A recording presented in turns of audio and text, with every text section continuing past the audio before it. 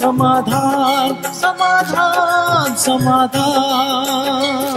नमस्कार, आदाब, सत श्री अकाल मित्रों, स्वागत है आप सभी का समाधान कार्यक्रम में। उम्मीद है कल रात आपको बहुत अच्छी नींद आई होगी। मैं इसलिए पूछ रहा हूँ क्योंकि कल हमारी चर्चा हुई थी भूत प्रेतों पे और लास्ट मैंने इसी पे किया था। मुझे याद आती है एक घटना, एक पति और पत्नी दोनों ही कार से कहीं जा रहे थे। उन दोनों का एक्सीडेंट हो गया। पति मर के भूत बन गए और पत्नी मर के चुड़ैल बन गई। कुछ दिनों के बाद दोनों की मुलाकात हुई तो पत्नी जो चुड़ैल बन चुकी थी, पति से कहा कि अजी आप तो बिल्कुल बदल गए हैं भूत बन के। पति महोदय ने कहा लेकिन तुम बिल्कुल नहीं बदली हो, तुम जैसी थी वैसी की वैसी ही हो। खैर ये हंसी की बात रही। बहने मेरी बात का बुरा ना माने, मैं आपके मुख पे मुस्कान लाना चाहता था। वास्तव में बहुत सारी बातें मृत्यु के पश्चात क्या होता है ये हमारे जेहन में रहती है और मुझे लगता है कि इसका उत्तर हमें आध्यात्मिक जगत से ही प्राप्त हो सकता है। इसीलिए हम भ्राता जी से लगातार इसकी चर्चा कर रहे हैं। आइए इस चर्चा को आज भी आगे बढ़ाते हैं। भ्राता जी आपका बहुत बहुत स्वागत है, अभिनंदन है। Thank you. भ्राता जी कल जब हम चर्चा कर रहे थे तो बहुत सारे लोगों के प्रश्न भी इस विषय पे आए। ये पायल चौहान जी हैं, वो कहती हैं कि पहले तो मुझे ये बताएं कि क्या भूत प्रेत पिशाच जिन्न आदि सचमुच में होते हैं या केवल ये कोरी कल्पना है। तो सीधा सा प्रश्न पहले पायल चौहान का है भ्राता जी। पहले तो मैं आपके उस बात का उत्तर देना चाहता हूँ कि मृत्यु के बाद वो युगल दोनों भूत और चुड़ैल बन गए। मेरे कभी सभी ये सोचने लगे कि हमें भी ऐसा ही बनना पड़ेगा, तो ऐसा कुछ नहीं है। मैंने हंसी में ये बात की शुरुआत की थी। ऐसा कुछ नहीं है कि मृत्यु के बाद सभी भूत बनते हैं या चुड़ैल बनते हैं या पिशाच बनते हैं। मैं कभी कभी सोचा करता हूँ ये नाम उनको दिए किसने, उनका थोड़ा ही वहाँ कोई ऑर्गेनाइजेशन है। ये तो इंसानों ने ही शायद दिया, मनुष्य ने जैसा देखा वैसा नाम दे दिया। तो वास्तव में ऐसा कुछ नहीं है। देखिए, जब आत्मा शरीर छोड़ती है तो शरीर छोड़ने के साथ वो सूक्ष्म शरीर के साथ देह से बाहर निकलती है। इसमें अगर किसी ने पाप कर्म बहुत किए हैं तो उससे पाप के काले वाइब्रेशंस चारों ओर फैलते हैं, अर्थात काला उनका सूक्ष्म शरीर बन जाता है। जब वो शरीर छोड़ेंगे तो वो काले काले दिखेंगे, जिसको दिखें, सबको नहीं दिखते हैं, तो लोग कहेंगे भूत बन गया। या ये शब्द आम लोगों के मुख पर भी आ गया है, किसी ने किसी को देख लिया तो भूत है, चाहे वो फरिश्ता ही क्यों ना हो, उसे कहेंगे तो भूत है। तो वास्तव में ये ऐसा होता है कि अगर किसी की एक्सीडेंटल डेथ हो गई, अचानक मृत्यु, दुर्घटना, या किसी के पाप बहुत ज़्यादा हो गए, उसे मनुष्य योनि मिल नहीं सकती। ये अलग बात है, उस पर हम आगे चर्चा करेंगे कि मनुष्य पशु नहीं बनता, मनुष्य मनुष्य ही बनेगा। उसके पाप कर्मों की सीमा उससे बहुत आगे निकल गई जहाँ उसको मनुष्य योनि मिलती, तो वो उस समय तक भटकते रहेंगे जब तक उनके पापों की सजा उन्हें मिले और वो उसके कर्मों का खाता उस लेवल पर आए कि वो मनुष्य योनि में प्रवेश कर सके।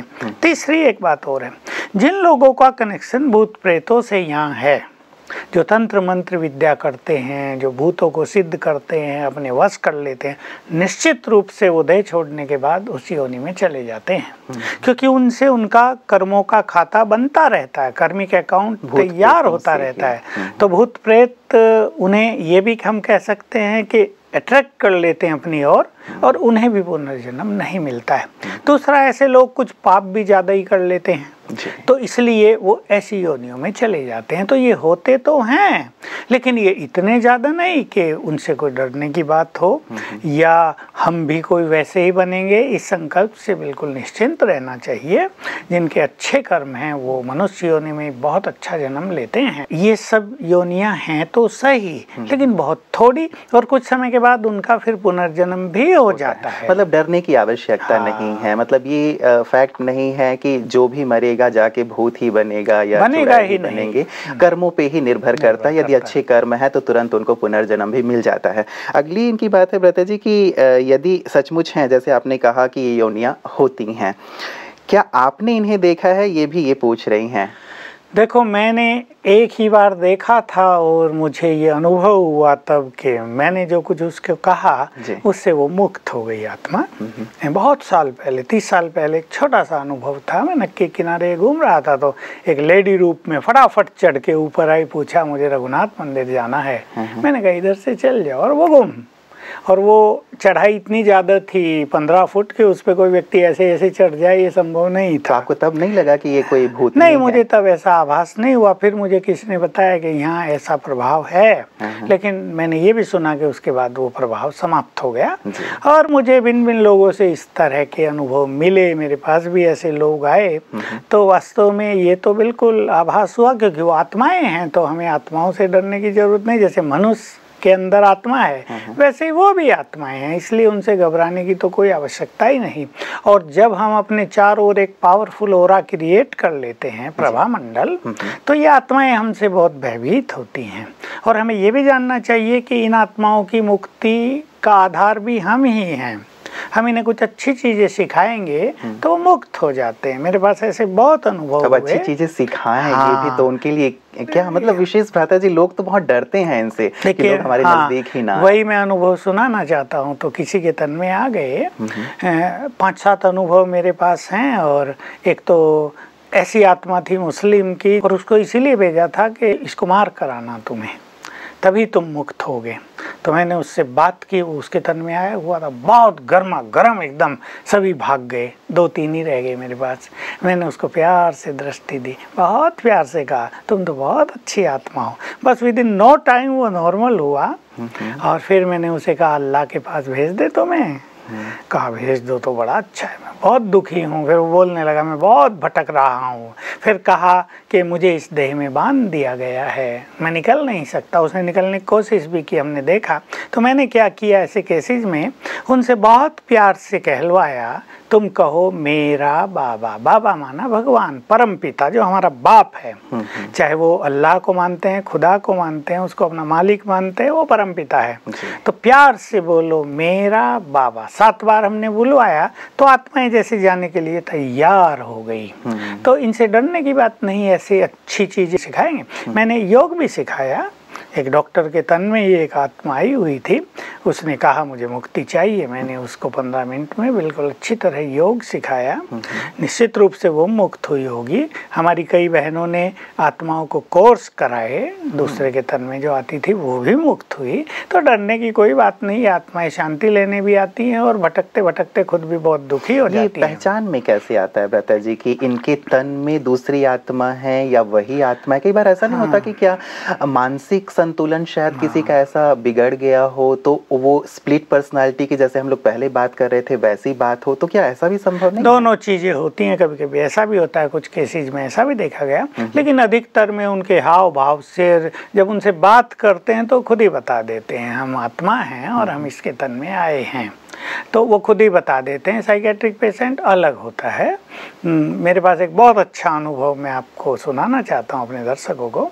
एक युवक है, बैंक मैनेजर जी, मेरे पास आ बैठा, मेरे को मिला है कई बार, तो बात करने लगा मुझे मुक्ति चाहिए, मुझे शांति चाहिए, मुझे शांति बहुत प्रिय है। मैंने उसको देखा तो जैसे वो बोल तो रहा है लेकिन जैसे यहाँ नहीं है। मैंने कहा तुम्हें मुक्ति क्यों चाहिए? स्वर्ग में भेजेगा ना तुमको शिव बाबा, वहाँ जाना? नहीं, मुझे स्वर्ग में नहीं जाना है, मुझे तो मुक्ति चाहिए। फिर मैंने उसे कहा अच्छा कल तक ये प्रैक्टिस करके आओ, तुम्हें मुक्ति देखें, उसका मार्ग दिखाएंगे। वो प्रैक्टिस करके आया, अगले दिन आया। फिर मैंने कहा तुम कल मुक्ति मांग रहे थे कि हाँ मुझे मुक्ति चाहिए। तो मैंने, हमारे पास प्रसाद रहता है, टोली हम उसे कहते हैं, मैंने उसे दृष्टि दे के और मास्टर सर्वशक्तिवान का अभ्यास करके उसे दिया कि लो खा लो। अच्छा, उसने मेरे सामने ही खा ली और सचमुच वो आत्मा उससे निकल गई। तो वो जो मैनेजर था वो सावधान, अरे मैं क्या बोल रहा था, वो सुन तो वो भी रहा था कि मैं भी सुन रहा था, पर मैं तो नहीं बोल रहा था कि मुझे ये सब चाहिए। मैं ठीक हो गया भाई, मुझे इस आत्मा ने बहुत तंग किया हुआ था। तो ऐसे प्रसाद खा के भी कई लोग मुक्त हो गए। जी जी जी। तो भ्राता जी क्या क्या समझे इस चीज़ से? बहुत सारे लोग हैं जो ऐसे शायद पीड़ित होते हैं इस प्रकार की घटनाओं से, कई आत्माओं से बहुत प्रभावित होते हैं, तो क्या कहा जाए उन्हें? राजयोग सीखें, राजयोग में मास्टर सर्वशक्तिवान का बहुत अच्छा अभ्यास करें, उनका कनेक्शन सर्वशक्तिवान से हो जाएगा तो स्वतः ही वो मुक्त हो जाएंगे। और नहीं तो उन्हें मेरा बाबा थोड़ा सा समझा के 7 बार बुलवाएं और उन्हें कन्विंस करें कि तुम भटक क्यों रहे हो, अभी जाओ पुनर्जन्म लो, तुम्हें मुक्ति मिलेगी। लेकिन जिनके तन में ऐसी आत्माएं हों वो तो भ्राता जी बिल्कुल नहीं, वो परवश उनको हो नहीं जाते करना है, ये दूसरों को करना है। हाँ, तो वो करके इस प्रकार से मदद फिर कर उसको सकते हैं। राजयोग बाद में सिखा दें और उसको मास्टर सर्वशक्तिवान का अभ्यास सिखा दें, इतना तो खुद कर लेते हैं तो मुक्त हो जाएंगे। बिल्कुल भ्राता जी, इसी प्रकार का हमारे पास एक जो दूसरा प्रश्न आया है वो ये है, ये कहते हैं कि क्या हर एक, शायद आपने इसका उत्तर दे दिया कि क्या हर एक मरने के बाद भूत और चुड़ैल ही बनते हैं? ये नासिक से हमारे पास उज्जवल वर्मा जी का प्रश्न आया था। ये बिल्कुल ठीक बात है, सत्य कि नहीं, ऐसा कुछ नहीं है। मनुष्य आत्मा लगभग सभी 99% पुनर्जन्म मनुष्य योनि में ही लेती हैं। कोई कोई जिसकी मैंने चर्चा की वही ऐसी योनियों को प्राप्त करते हैं। भ्राता जी, प्रशांत जी हैं, ये कहते हैं कि भूतों से हमें डर क्यों लगता है? क्या उनसे सचमुच डरने की आवश्यकता है? एक निश्चित रूप से मुझे लगता है भ्राता जी 99% लोग ऐसे होंगे जो डरते जरूर हैं। डरते हैं, और रात को अगर उन्हें पेड़ की छाया भी दिख रही हो उसे भी वो भूत ही समझ लेते हैं। तो भूतों का भय इतना ज़्यादा फैला दिया है समाज में लोगों ने कि मनुष्य न चाहते भी कुछ भी देख के कि भूत आ गया, भूत आ गया, उसको स्वप्न भी आ रहा हो तो ऐसा सोच लेता है। वास्तव में इससे डरने की बात नहीं है, क्योंकि वो भी आत्माएं हैं और मनुष्य आत्माएं हैं। उनका भयानक रूप तो उनके विचारों के या उनके कर्मों के कारण दिखाई देता है। वास्तव में सब आत्माएं होती हैं, और अगर किसी को इनसे डर भी लगता हो तो वो ये अभ्यास करे, मैं सर्वशक्तिवान की संतान हूँ, मास्टर सर्वशक्तिवान हूँ। सोने से पहले 21 बार कर लें, उठते 21 बार कर लें, और कभी डर लगने लगे तब कर लें, तो बस ये ठीक हो जाएगा। बिल्कुल। कईयों को ऐसा लगता है भ्राता जी कि शायद हमारे घर में किसी सदस्य के ऊपर इस प्रकार की कोई हवा है, इस प्रकार का कोई प्रभाव है, तो घर वाले किस प्रकार का अभ्यास कर सकते हैं? वो भी मास्टर सर्वशक्तिवान का अभ्यास करें, और कोई भी अगर एक ने भी उनमें से राजयोग सीखा है तो अपने घर में बैठकर 2-3 बार 15-15 मिनट अच्छा योग अभ्यास करें, ये सब समाप्त हो जाएगा। बिल्कुल। भ्राता जी, ऐसे ही हमारे पास एक और दूसरा आया है मेल। ये कहते हैं कि कई लोग भूत को भगाने के लिए हनुमान चालीसा पढ़ते हैं, क्या सचमुच इससे भूत भाग जाते हैं, या भय को भगाने के लिए हनुमान चालीसा? भय भी उससे नष्ट हो जाता है, और जब मनुष्य निर्भय हो जाता है तो भी ये भूत भाग जाते हैं, क्योंकि मनुष्य का भय जैसे इनको अट्रैक्ट करता है। और जब मनुष्य बहुत निर्भय है, जो ये सोचता है मैं इन सब से पावरफुल हूँ, इन सब का मेरे पे कोई असर नहीं हो सकता, तो सचमुच उससे ये भूत ही भयभीत होते हैं। तो ये जो हनुमान चालीसा आदि बना हुआ है भ्राता जी, इससे क्या विशेष प्रभाव? वही एक मान्यता चली आ रही है, हनुमान को महावीर के रूप में दिखाया, बहुत शक्तिशाली, और ये एक मान्यता समाज में प्रचलित हो गई। तो हनुमान की तुम मान्यता रखोगे, उसकी पूजा करोगे या उसकी हनुमान चालीसा का पाठ करोगे तो इससे मुक्त हो जाओगे। तो इस भावना का भी असर, और जो वो है उसके कारण मनुष्य का मनोबल भी बढ़ जाता है, तो दोनों के कारण उन चीजों से मुक्त हो जाते। अब मुझे लगता है भ्राता जी सभी को हनुमान चालीसा तो याद नहीं भी होगा, अब कहाँ वो निकाल के पढ़ने लगे जब ऐसे भय का वातावरण हो। तो ऐसा यदि कहीं भय लगे, मान लीजिए मैं कब्रिस्तान से गुजर रहा हूँ, या बहुत अंधेरी रात है, मैं अकेला हूँ, या कमरे में भी मुझे अकेले सोना है, मैं क्या करूँ जो मेरे मन से इस प्रकार का यदि भय हो तो दूर हो जाए? मैंने बता दिया इसका उत्तर। मान लो शमशान से भी गुजरना पड़ रहा है, उसके पास से गुजरना पड़ रहा है, मैं मास्टर सर्वशक्तिवान हूँ, ये अभ्यास करते करते गुजरेंगे तो कुछ भी नहीं होगा। मैं इस पर एक छोटी सी कहानी सुनाऊं। तो ऐसे लड़के लोग वो कर रहे थे, भूत वूत ये कुछ नहीं होता। 2 उनमें से बड़े बहादुर थे, हम इनसे नहीं डरते, ये वो। तो कहा अच्छा रात को 12 बजे शमशान में तुम ये कील गाड़ के आ जाना। एक कील दे दी, हथौड़ी दे दी। वो कहा इसमें क्या है, हम गाड़ आते हैं। अब बेचारों को डर तो लग रहा था जो ऐसे होते हैं अंदर से डरते हैं। अब फटाफट गए और सोचा अभी कील डाल के भागेंगे, कील गाड़ के भागेंगे। तो कील जो गाड़ने लगे तो कुर्ते का ये भी उसमें आ गया कुर्ते के पल्ले से कील नीचे चली गई और भागने लगे तेज। और वो तो वहाँ फंस गए। तो हुआ भूत ने पकड़ लिया, भाई पकड़ लिया, शोर मचाने लगे। तो ऐसी बात होती है। ये भय से हमें मुक्त हो जाना चाहिए। ये आत्माएं बहुत कमज़ोर होती हैं, ये पावरफुल नहीं होती। पावरफुल तो हम हैं। हमारे पिताजी बचपन से ही हमें मजबूत करते थे कि जो मनुष्य जिंदा कुछ नहीं कर सका वो मर के क्या करेगा। निर्भय रहो बिल्कुल। तो हम तो निर्भय हो गए थे। तो यही सत्य बात है कि हम इनसे डरने की जरूरत नहीं। कई लोगों को कुछ ऐसी आकृतियां दिखाई देती हैं बता जी, जो बहुत भयावह होती हैं, तो उन आकृतियों को देख करके संभवतः लोगों के मन में भय बैठ जाता है, या कई बार किसी स्थान विशेष में जाने से वहाँ का वाइब्रेशन ही बहुत नेगेटिव होता है, तो वो व्यक्ति को कहीं ना कहीं भयभीत कर देता है। तो उस स्थिति में भी व्यक्ति कैसे अपने आप को वही बस मास्टर सर्वशक्तिमान का अभ्यास करे। जैसे मैंने कहा, ये हैं तो जरूर जी, लेकिन न तो ये सबको दिखेंगे और न सब पर इफेक्ट करेंगे। इसलिए अगर डर भी लगता है तो ये अभ्यास करें और इनसे बिल्कुल निर्भय हो जाएं। पता जी, अगली एक बात आई हुई है हमारे पास कि एक ऐसी मान्यता है कि यदि लड़के लड़कियां अविवाहित रह जाएं तो उनकी कामनाएं चूंकि अतृप्त रह जाती हैं, इसलिए वो भटक जाते हैं। क्या ये सत्य है? देखिए, कामनाएं अतृप्त रह जाती हैं लेकिन वो भटकेंगे नहीं। अगर वो योग अभ्यास करेंगे बहुत अच्छा, तो जो ये इनकी वासना की कामनाएं हैं ना, वो चैनलाइज हो जाएंगी। वो जो शक्ति है, फिजिकल पावर, वो स्पिरिचुअल पावर में बदल जाती है और वो पावर उनको बहुत डिवाइन कर देगी, बहुत आनंद में रखेगी। तो मन जब आनंद में होगा तो वासनाओं की ओर जो मन खिंचा रहता है उससे मुक्त हो जाएंगे। ये बिल्कुल नेचुरल है कि जो अविवाहित रह गए और पवित्रता की धारणा के लिए उनके पास कुछ नहीं है तो उनकी वासनाएं उन्हें सताएंगी, वो इधर उधर भी भटकेंगे अवश्य। लेकिन जो मनुष्य राजयोग का अभ्यास करता है, राजयोग से इन वासनाओं को न्यूट्रल करने की शक्ति आ जाती है।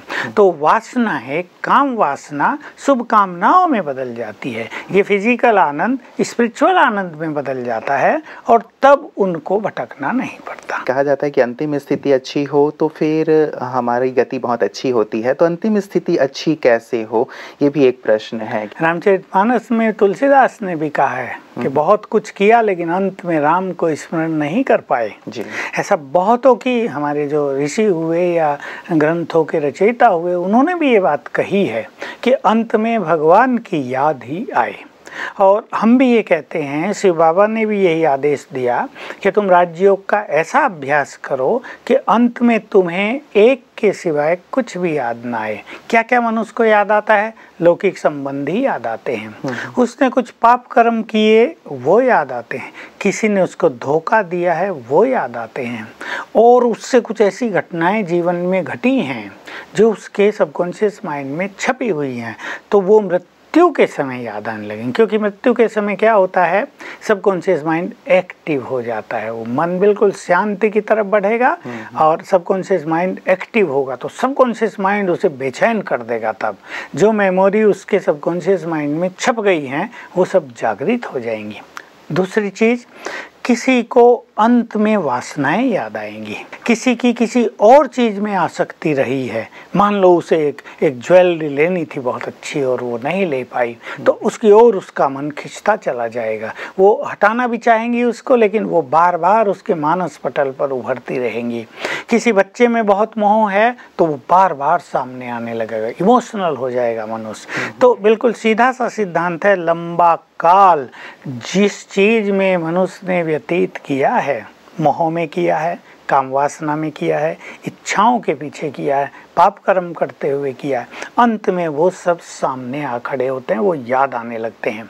अंतिम स्थिति हमारी अच्छी हो, यानी मन बिल्कुल पीसफुल हो, हमारे मन में एक अद्भुत सी शांति समाई हुई हो, हमारे मन से और बुद्धि से ये आवाज़ निकल रही हो कि मैंने अपने जीवन में बहुत अच्छे अच्छे कार्य कर लिए, सबको सुख दिया, कोई पाप कर्म नहीं किया, मैंने सबका उपकार किया, तो मन एकदम एक सुंदर स्थिति में रहेगा। और फिर लंबा काल राजयोग का अभ्यास हुआ हो और कहीं बुद्धि न भटकी हो तो अंत में भी योग युक्त हो जाएंगे। वो होगी सर्वश्रेष्ठ गति, वो होगी इच्छा से मृत्यु, इच्छा मृत्यु जिसे कहा, जो भीष्म के लिए कहावत है।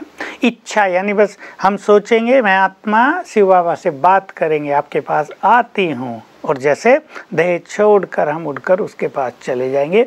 कोई भी बंधन हमको बांध नहीं रहा होगा। लेकिन मोह बहुत ज़्यादा रहा होगा तो मोह की जंजीरें, या पाप बहुत किए होंगे तो पाप की जंजीरें हमें जाने नहीं देंगी, तो जाने में बहुत कष्ट होगा। इसलिए मृत्यु से सभी भयभीत हैं, क्योंकि मृत्यु के समय बहुत आत्माओं को अत्यधिक कष्ट होता है। इसलिए अंतिम स्थिति अच्छी बनाने का बहुत महत्व है कि हमारा चित्त बिल्कुल शांत हो जाए, चारों ओर से हम डिटैच हो गए हों और एक की याद में हम मग्न हो गए हों। बस हमें कुछ नहीं, न बच्चे याद आ रहे हों, न पत्नी, न पति, कुछ नहीं, केवल एक। ये है सर्वश्रेष्ठ गति। बिल्कुल बिल्कुल। इसके लिए मुझे लगता है भ्राता जी काफ़ी अच्छी मेहनत करने की आवश्यकता पड़ेगी जिन्होंने भी ये प्रश्न किया है। विशेष करके भ्राता जी जब हम इस प्रकार की स्थिति की ओर बढ़ना चाहते हैं तो बहुत सारी चीज़ें आसपास की जो हैं, सांसारिक हैं, बातें हैं, जैसे आपने कहा कि चाहे पति पत्नी, बच्चे, व्यवसाय, ये सारी चीज़ें हमें खींचते हैं और बांधने की कोशिश करते हैं। कैसे व्यक्ति अपनी दिनचर्या को अभी से रखे ताकि अंत में, क्योंकि वो कहते हैं कि लंबे काल का अभ्यास ही हमें इस स्थिति तक पहुँचा सकता है, अभी से क्या अभ्यास करना चाहिए? ये अभ्यास सबको करना ही चाहिए, क्योंकि अंत मनुष्य का कहावत है, अंत सुहेला हो, अंत बहुत सुंदर हो। नहीं तो प्राय बहुतों को देखा जाता है अंत में 4-4, 5-5 साल हॉस्पिटलों में पड़े हैं, दुर्गति जैसी हो रही है, अति कष्ट हो रहे हैं, करा रहे हैं, तब कोई साथ नहीं देता। तब उसे अंदर में भी ये आभास होता है कि जिनके कारण मैंने पूरा जीवन लगा दिया वो तो मुझे कोई साथ नहीं दे रहे हैं, तो सब छोड़ गए, ये पीड़ा तो मुझे अकेला ही सहन करनी पड़ रही है।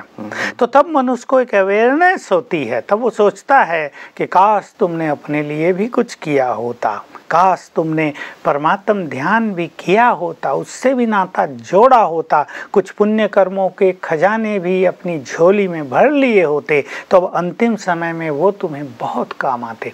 तो ये परम आवश्यक है। लेकिन बात रही कि इसकी तैयारी, अगर किसी को 5 साल भी मिले, वैसे तो मनुष्य को पूरा जीवन ही बहुत अच्छा व्यतीत करना चाहिए, क्योंकि मृत्यु के समय हर चीज का इमेज सामने आ खड़ा होता है, एक विजन दिखने लगता है मनुष्य को। उसी को लोगों ने यमदूत कह दिया। वो इतने भयभीत करते हैं मनुष्य को। पहले तो जैसे मनुष्य पाप कर्म करने में बड़ा आनंदित रहता है, वाह मैंने फलाने का इतना पैसा छीन लिया, मैंने ये कर लिया, डाका डाल लिया, मैंने धोखा दे दिया, मेरे जैसा कोई नहीं। लेकिन यही पाप कर्म जो तब उसे रियलाइज नहीं हो रहे थे, मृत्यु के समय डीपली रियलाइज होते हैं और ये भूत की तरह उसे दिखाई देते हैं जो उसे बहुत भयभीत करते हैं। तो एक तो बात यह कि मनुष्य को पूरा जीवन ही बहुत अच्छा व्यतीत कर लेना चाहिए। लेकिन अगर किसी को 5 साल भी मिल जाएं, मृत्यु का तो किसी को पता नहीं होता, लेकिन जब से कोई राजयोग के पथ पर आ गया तब से उसे अपने मोहों को आत्मिक प्रेम में बदलते चलना चाहिए, कर्तव्यों को अनासक्त भाव से पूर्ण करना चाहिए, जीवन के हर कर्म निष्काम भाव से करने चाहिए और दूसरों को सुख देना, दूसरों की भलाई करना, परोपकार करना, इसमें लग जाना चाहिए। जी जी, बहुत सुंदर प्रकाश भ्राता जी आपने दिया है कि क्या तैयारी अभी से करें। हमारे सभी दर्शक भी इस प्रकार से अभ्यास करके अपने आप को तैयार करेंगे ताकि अंत समय बहुत ही श्रेष्ठ और सुंदर हो। आज के सुंदर प्रकाश के लिए भ्राता जी बहुत बहुत आपका शुक्रिया। मित्रों, एक सेठ जी बिल्कुल मृत्यु सैया पे लेटे हुए थे। उनका पूरा परिवार उनके चारों तरफ था, उनके बच्चे भी खड़े हुए थे। सेठ जी ने आवाज़ दी नारायण, तो नारायण ने कहा जी पिताजी मैं खड़ा हूँ। उन्होंने कहा राम, राम ने भी कहा कि जी पिताजी मैं खड़ा हूँ। लक्ष्मण, उसने भी कहा कि जी पिताजी मैं खड़ा हूँ। पिताजी, सेठ जी बिल्कुल नाराज़ हो गए कि तुम तीनों यहीं खड़े हो तो दुकान पे कौन है। तो अंतिम समय में भी ऐसी स्थिति हमारी ना हो। वास्तव में परिवार, संसार, हम जिस प्रकार से संसार में जी रहे हैं, परिवार तो हमारे साथ रहेगा ही रहेगा, लेकिन हम अपने परलोक की भी तैयारी अवश्य करें। और उसकी तैयारी अंत में नहीं होती, वास्तव में प्रारंभ में ही हमें वो तैयारियां करनी होती है। थोड़ा थोड़ा समय यदि ईश्वर की याद में, राजयोग मेडिटेशन में लगाएं तो वो तैयारी हमारी सहज और सरल हो जाती है, क्योंकि जीवन का ये अंतिम सत्य है कि जो इस संसार में आया है उसे जाना तो अवश्य है। तो जिस प्रकार हम जीवन का आनंद लेते हैं, क्यों ना अंतिम समय का, अंतिम क्षण का, जिसे हम मृत्यु कहते हैं, जो अंतिम सत्य है, उसका भी संपूर्ण आनंद लेते हुए संसार को सहज रूप से विदाई लें संसार से। और वास्तव में भूत प्रेतों की भी जो चर्चा हो रही थी, तो हमें उनसे डरने की आवश्यकता बिल्कुल नहीं है। जैसे आज भ्राता जी ने कहा, उसके लिए भी कुछ सुंदर अभ्यास करके हम सहज रूप से उनसे मुक्त हो सकते हैं। आगे भी इस चर्चा को जारी रखेंगे, बने रहिएगा समाधान कार्यक्रम में हमारे साथ।